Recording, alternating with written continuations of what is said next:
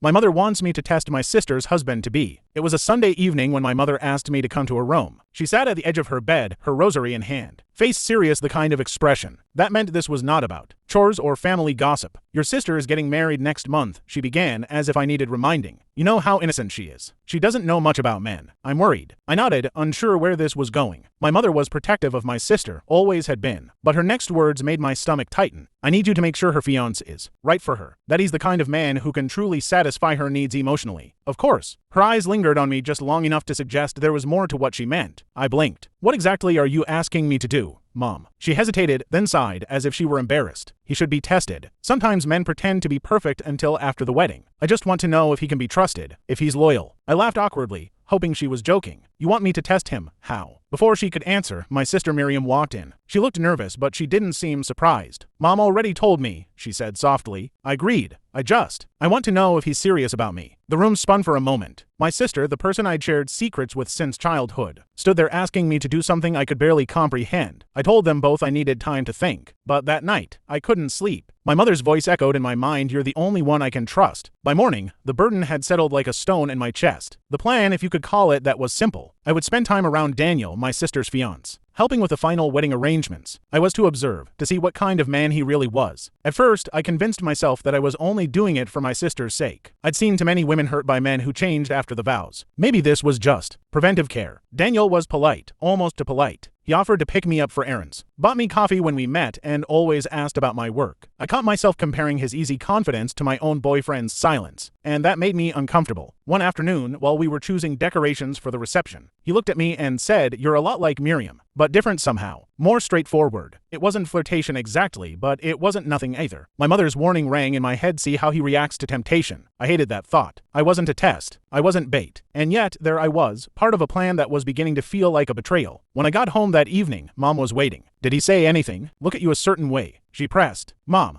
this isn't right, I said. He's been nothing but decent. We should just trust Miriam's choice. But she shook her head. You're naive. I need to be sure before I give my blessing. The next day, Daniel texted me something small, just asking if I wanted help carrying boxes. Still, my heart jumped when I saw his name. That was when I realized how blurred the lines had become. The test wasn't just about Daniel anymore. It was about me. My boundaries, my integrity. A week before the wedding, I decided I'd had enough. I asked Daniel to meet me at a cafe, intending to end the entire charade. He arrived looking confused but calm. I told him everything about my mother's suspicions, the so-called test, and my discomfort with the whole thing. To my surprise, he didn't get angry. He looked hurt. So that's why your mom's been so cold to me, he said quietly. She doesn't trust me. I nodded. I'm sorry. None of this was fair to you. He exhaled slowly. Your sister deserves better than this kind of doubt. And so do you. That night, I went home and told my mother and sister the truth, that I had ended her scheme, that Daniel knew everything. Miriam burst into tears. You told him? She cried. How could you embarrass us like that? Because it wasn't right, I said. You shouldn't marry someone if you have to test his loyalty first. You either trust him or you don't. My mother's expression hardened. For a moment, I thought she might slap me, but then her shoulders sagged and she looked away. The wedding went ahead quietly, with fewer smiles and more honesty. Miriam forgave me eventually, though our relationship changed. She and Daniel moved away 6 months later. Sometimes, I still think about that strange period, the line between loyalty and morality, between obedience and integrity. And every time I do, I remember the quiet truth I learned in that chaos. Love isn't proven through tests, it's proven through trust.